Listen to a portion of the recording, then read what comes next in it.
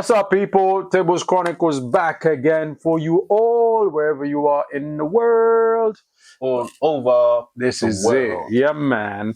And it's your boy, KIDDNAPPA underscore the journey. And on my left side, it's normally on my right, but on my left side Today on the left, yeah, to the man. left, to the left. This is it.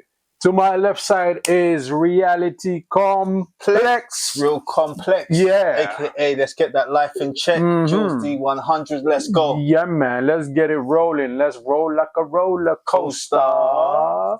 Yeah, man. People, it's been an interesting set of days, set of weeks, set of months, I guess. Oh, boy, we're already finishing August. Yeah, man. Yeah, man. Flipping out. 3/4 of the way. 8 months in. It's going to be New Year very soon, man. Lord have mercy.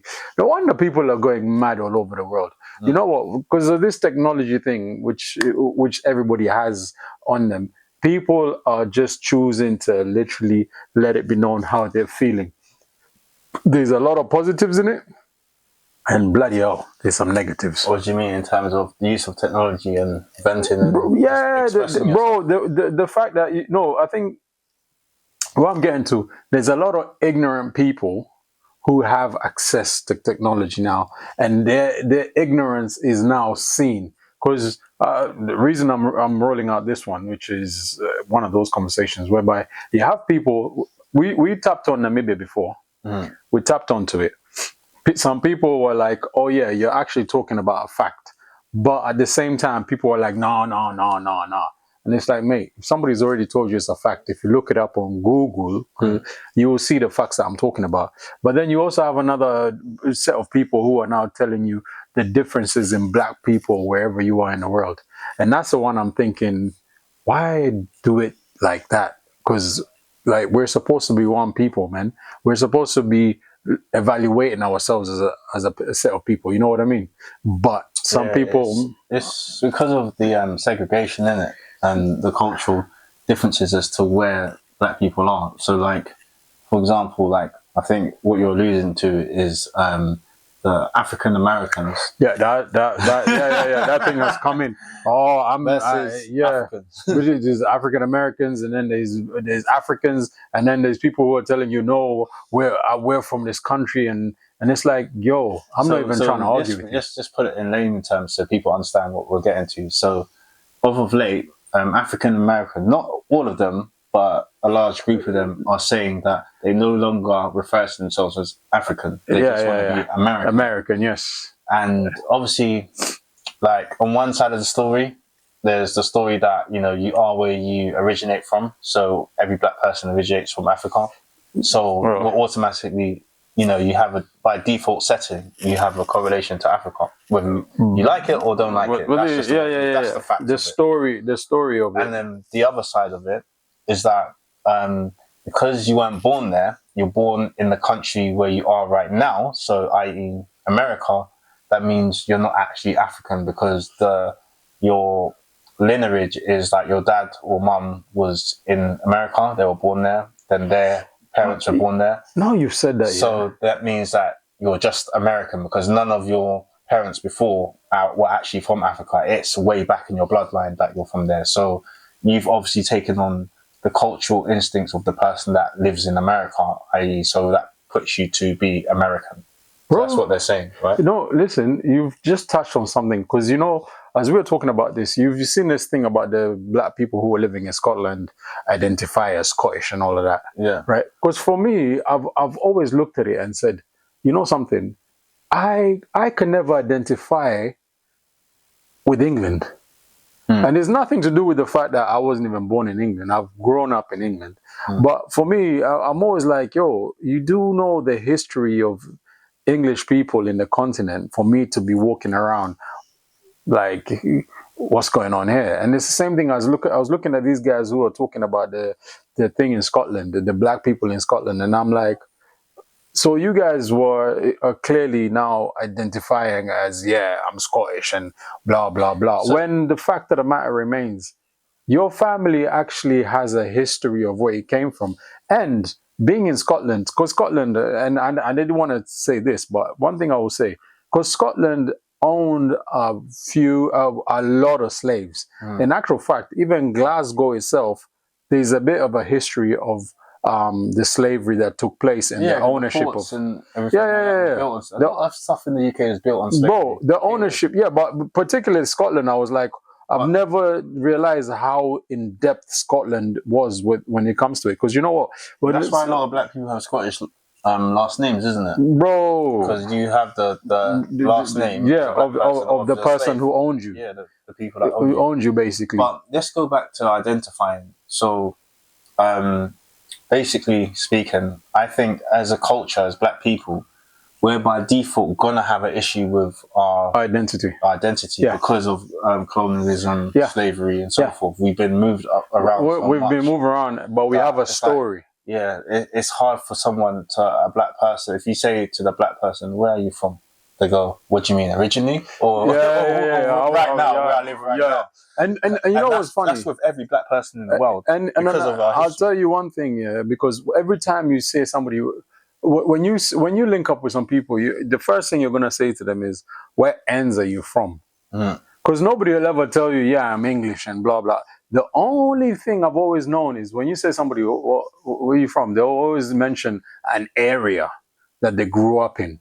And I'm like, but you never hear somebody tell you, "I'm English," or "I'm from here." Yeah, because they don't know they just assume you mean that immediate area where they live. Bro, I know, but even sometimes you got to then say no originally. Because then they go, "Oh, originally I'm from here."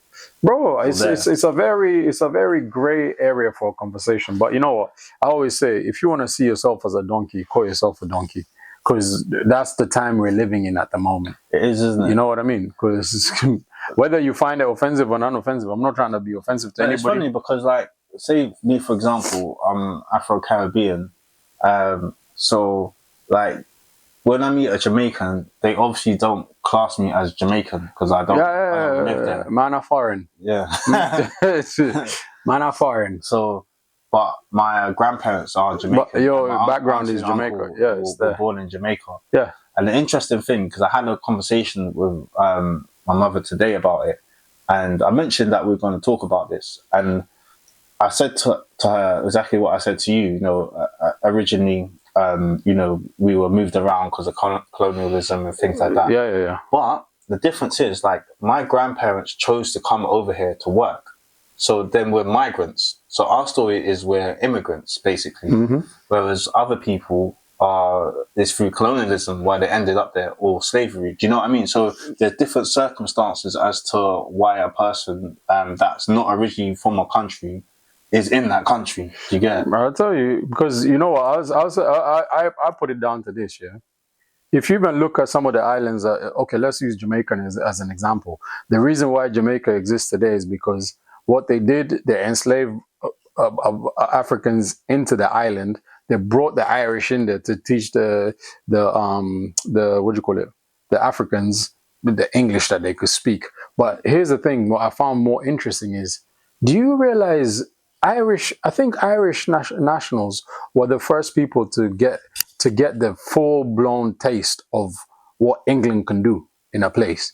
Because when England went into Ireland, they went and controlled the place.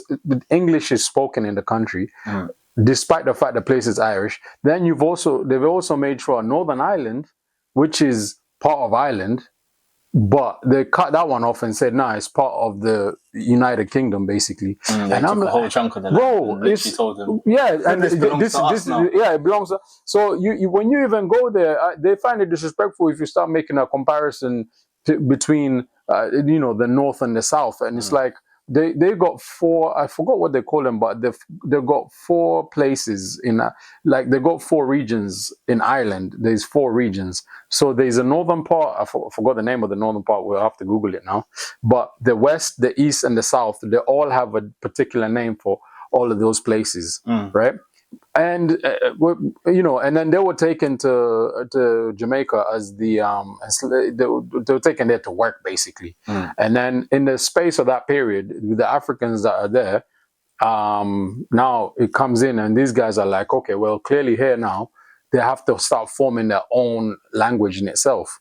So that's how English now became the patois came out in English, isn't it? It was to confuse the slave owners, so they didn't know what they were talking about. Exactly. That's how Patwa came about. So sometimes, but now you also have a lot of other people who've come into Jamaica through immigration now. The Chinese and the Indians. They've come in via the immigration pact where they've come in there to also now build for whatever the case. Primarily the Chinese are the immigrants, because the Indians were brought there to also do some work, which is what every single English colony around the world has always had, the Indians as a second-class worker. The British Empire took over like a large part of the world at its peak. Yeah. And obviously, like, we know they have a good navy. That was how they was able to travel. They was able to get, like masters at traveling via boat. And that's why the British Navy is like one of the best navies in the world, because of the heritage behind it. And conquering everywhere and stealing what they can. Even for me, what I want to research a bit more is their strategy, because obviously they had a strategy. And I read somewhere that it was because the reason why they obviously lost half of it was because of the world wars. The world wars crippled them. That's the war cost money, basically. But what I really want to know is the strategy that they employed in all these different places, or if it's the same strategy everywhere that works. Bro, like I'll tell you. Conquer. Like, what is it about the British specifically that made them so successful? Not just about the traveling side, but obviously when you get there and you start talking to people, how do you go about conquering lands where their population is larger than your own? I think that has a lot to do with the niceness of some of those places as well. The people in those places were very welcoming. They were welcoming to a set of people who were prepared to just say, you know what, they had something else on their mind. Is our, we're here, we're friendly, but then as they have the control of the place, they're now executing the people of the particular countries. Do you know what I mean? And one thing they did do quite well, because I always know this, not that I always know, it's something that's in history anyway. They've always gone, any part of the world the British have gone into, the first thing they've done, they've taken control of the place. And as they've taken control of the place, they start building the railway system. And who do they use for the railway system? They now bring Indians from India into those countries so that they could build a railway system for them.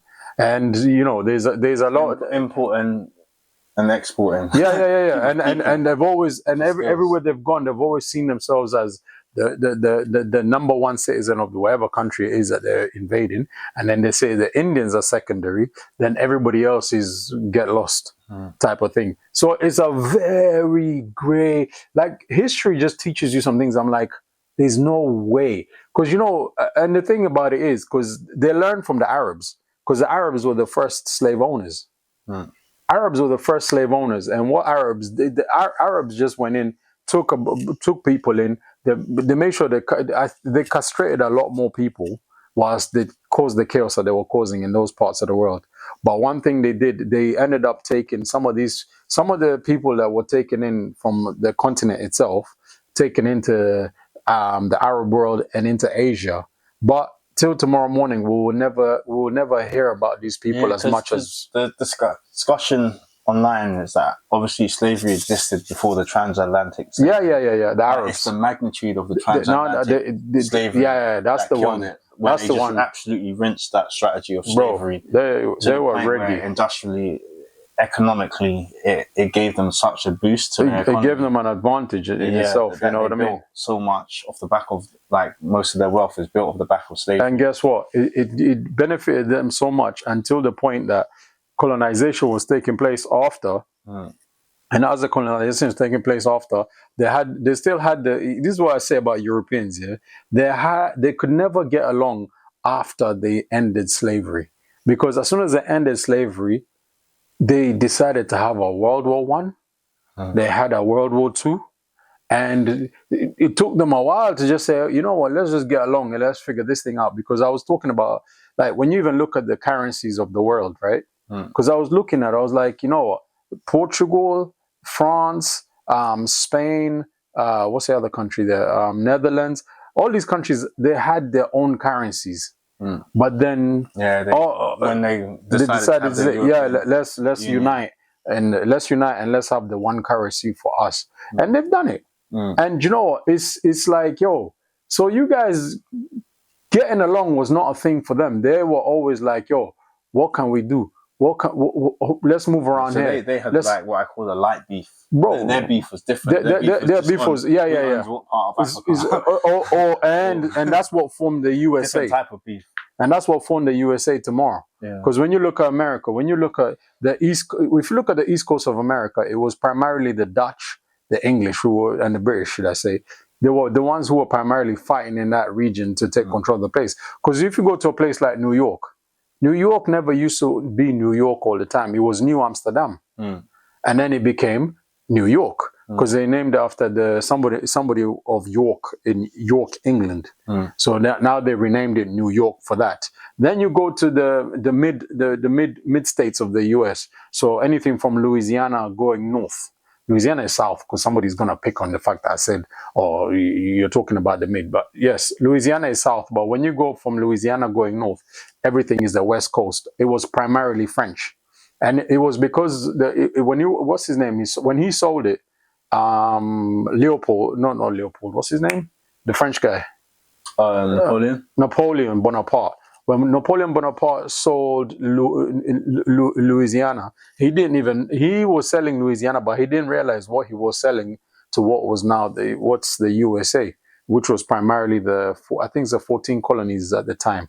But when they went and bought that land, and they realized, oh, they bought it from the French. Then when you go to the West Coast, Spanish. So when you go from Mexico going up, everything is Spanish. And then they also now, this is the part I find interesting, because when you start looking at, I don't know why Central America, what particular part of the world does Central America belong in? Because I've always looked, there's South America always comes under South America. I think from Brazil. But the whole map is manipulation. For sure it's manipulated, because... Yeah, it's manipulated to make America seem a certain way. And the size of America as well to seem bigger. No, it's an argument that's actually taking place right now. Yeah, and it's built to cause confusion. Yeah. Because when they say America, you see like how South America is part of actual North America and Central America. They're all in. There's no water that divides them. Yeah, so it's built. There's no water that divides them. A certain way, on purpose to cause these technical issues, brother. Because I'm telling you this, I said I was talking to somebody the other day, and I was like, as well, because you got like Argentina, Colombia, like those are south. All on those are south. Yeah. You've got the key that goes up, like the central Nicaragua, I think, that goes into Mexico. Is it Tijuana? Tijuana is in Mexico. Yeah, and then but basically the Central America region. So that little line going up, it's always up for debate, bro, and they like it like that, because then they can do all types of funny business with the trade. Exactly, because if you even look at it, because the Suez Canal. What's interesting is just to the right of that part that we're talking about, you got the Caribbean islands, like just the Caribbean islands like are just floating. Yeah. so that you could technically say from Guyana, that is Central America as well. Yeah. But it's interesting how that's seen as something else, and that's probably due it comes in America, to the doesn't transatlantic slave trade. Why they put it like that? But geographically, it's all the same. That middle part. We're just in a very interesting tales and times, people. But that's all it is. But anyway, speaking of America, Europeans and war and things like that, Trump is trying to make peace, isn't he, between Ukraine and Russia. And what's interesting, what you're saying about Europeans, like now that we're talking about it, is the fact that Zelensky pulled up with the world leaders from Europe to back him when he went to the usual people, the usual suspects. It's so interesting how things align. And then obviously Putin went on these ones, met him in Alaska, didn't he? And what's fascinating, is that Zelensky, he's trying to get the Europeans to commit to backing him as security, as a backup, to make sure that Putin doesn't do it again. But I just get the energy that none of them are brave enough to do it, because no one wants beef with Putin. Bro. So it's like they're trying to say, yeah, we got you, bro. But then he's like, show me that you got me. Do something. The interesting thing, like put your mouth where your mouth is. Put the actions where your mouth is. Yeah. So I find that whole triangular situation interesting. So obviously Trump's trying to be the one to sort it all out. Bro. And then his Zelensky saying that he wants them to commit to after. So supposing hypothetically they do peace talks and whatever, now he wants to guarantee that Putin doesn't go against his word and break it, and that's where he's trying to get the Europeans to commit to saying, we'll back you, we'll sign this on paper to say that we'll be a security force. But at the end of the day, no one wants it with Putin. Let's be honest. Like, bro, but you see how that just guy, how mad the guy is, because he's ex-KGB as well, isn't he? Bro, have you not seen? So he's already got blood on his hands. Bro, like, the guy loves fighting. Done a load of. He loves fighting. Of that, he's done things that are probably unspeakable. I'm not one that favors either one of the leaders. No one wants it with the madman. No, I don't. I literally, because I said it. I was talking on my channel the other day, because Russia is the only country in the Western world. Well, it will come under Eastern Europe, wouldn't it? But in the West, there is no university named after anybody from the continent, right? There is nobody. If you go to the US, there is no university named after anybody else. But guess what? You go to Russia, there is a university named after the former Congo leader. What's his name? Patrice Lumumba. There's a university that they have there, which was named after him. Now it goes to tell you, as much as you want to see Russia as a bit of a problem, it's not really an African problem, really. But this is the thing, yeah? Because obviously, and this is how the Western world and Europeans operate. So they obviously paint a certain picture by using things like media outlets, newspapers, and the news and things to sell you the narrative that they want you to know. Yep. So even if they do something elsewhere, they're not going to let you know that's what we did.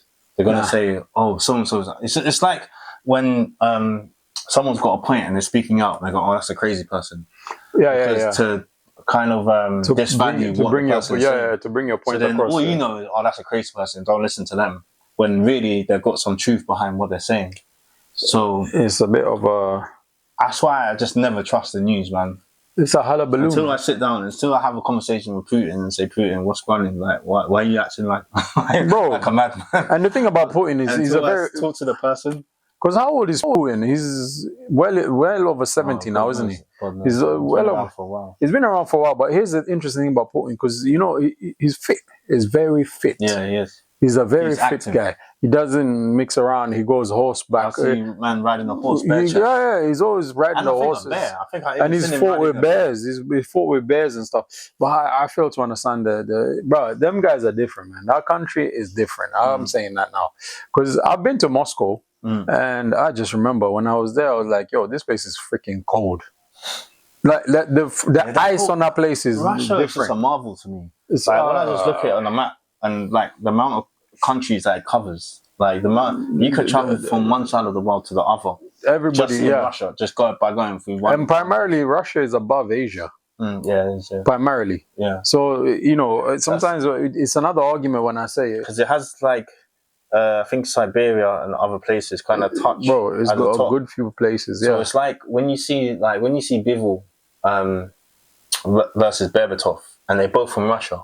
Yeah. One of them looks like Asian. The other one looks like European. Because those guys because of how vast the way the place that is itself shows me, the vast. It's a different place, man. I ain't gonna lie to you, man. Different areas that Russia covers. Because I was looking at. I've always looked at Russia. I've been there, and I'm like, this place is interesting, but when you start looking at the history of Russia, you're like, these guys don't play around. That's why they set up the nuclear very quickly. And you could see, if you see the argument between North Korea and South Korea, Russia was supporting North Korea. North Korea doesn't mess around with Russia. But anybody else that wants to come and talk their rubbish, North Korea is like, yeah, you can come along. We're gonna test and test and test. And I always wonder, like, that little, because that guy he's not even, he's probably 40 now, the president of North Korea. Because he's probably because his family literally owns the country. Because they literally divided. I think that's the only country in the world that's divided but they're all located. It's just the parallel, the fifth parallel, I think they call it. Trump even spoke to him, didn't he? Yeah, he went to meet up with him a few years ago when he was president. And when they just thought that no one could chat with him, Trump's like he's the madman that understands madman. Because you know the interesting thing about that particular guy, what's his Kim Il Sung, something Sung anyway. But the interesting thing about him is that he was in school, I think, in Switzerland. That's why, you know, the first ever publicly seen American, should we say, was LeBron James. LeBron James. I did not just say that. No. What's the name of this basketball Chicago Bulls player who saw his dye his hair? Rodman. Dennis Rodman was the first guy who went to see him in North Korea. Yeah, they had a friendship. Yeah, they had a very good friendship. And it's like, you're looking at Dennis Rodman, you're like, Rodman, how did you manage this one, man? And Rodman is very proudly like, I was the first one to go. And I'm like, yo, bro, the fact that you went there, you know, Rodman is a different kind of a guy anyway. Yeah, he's out there. He's a very different kind of guy. Because you remember he used to be in, he's the one that married himself at one point, didn't he? What? Dennis Rodman. Yeah, he married himself. He wore a dress and he went to marry himself. I did see pictures of him, but I didn't know what's going on. Rodman did the hair dyes, the tattoos. He's just a different dude, he's just a different guy, man, generally. You know, and he's a reason. He used to even date Madonna, wasn't it? Yeah. Dennis Rodman. Because if you watch out to listen to some of the stories they talk about Rodman, you're like, everyone's got wild stories. This guy's a different guy. But the fact that he could sit down with the president of North Korea with no issues, and you're looking at him, but that Sung guy, man, because I'm looking at, bro, I need to be back in my fitness anyway. But do you think, seeing as though Trump's spoken to both these two leaders that people are a bit wary of, do you think he's got the skill set to bring peace? No. The skill set is in the people who are not being seen. Yeah, because they're saying that Putin, he wants to take, I think, Donetsk, the land where there's heavy fighting at the moment. Donetsk, yeah. Is it Donetsk? Yeah, that's where it's really bad because they don't want to give up land. But they've already Russia kind of got control of a part of it, but there's a part of it that they can't really grasp control of right now. And Putin is saying, that's the terms. Like, I want all of Donetsk. Bro, this guy, Putin, you remember he took the island that he went and took. That's about well over 10 years ago. It was a place that was Ukraine. Then he went in there and he took it, and nobody in the West could fight Russia. They went and took it, and they transformed everything. What they're really gonna do, bro? Like physically, like, you know, his army is a beast. And we knew that from the beginning when you matched up the two. So he's just picking on the smaller country, really. It's the nuclear. So it's the fact that, you know, what it is. And the resources he has, isn't it? Because he has oil as well, and he pumps gas as well. He has the pipeline. Yeah, and that's what was controlling Germany for a very long time, and I think it still is. Someone blew it up. I think they still supply. They probably blew up some part, but they can't blow up everything. But the fact of the matter remains, these people will always be on your beck and call. They will always be there, and they'll tell you this is what we want, and you can't say nothing to them because guess what? Ukraine closed off its nuclear plants. Ukraine closed that one off. Now Ukraine has closed their nuclear plants. Okay, fine. And guess what? Ukraine can't fight no more. But Russia, we still got our stuff, man. You can't disturb us, man. Leave us alone. Yeah, and there's nothing you can say or do. When they lined up to fight, that was always the case, though, isn't it? Because Ukraine's a smaller one, and it was always going to have to concede. But people just didn't think it would last. The war would last, and Russia took quite a lot of L's as well along the way. Like a lot of his majors and generals got killed that they didn't expect. Well, they had to. That's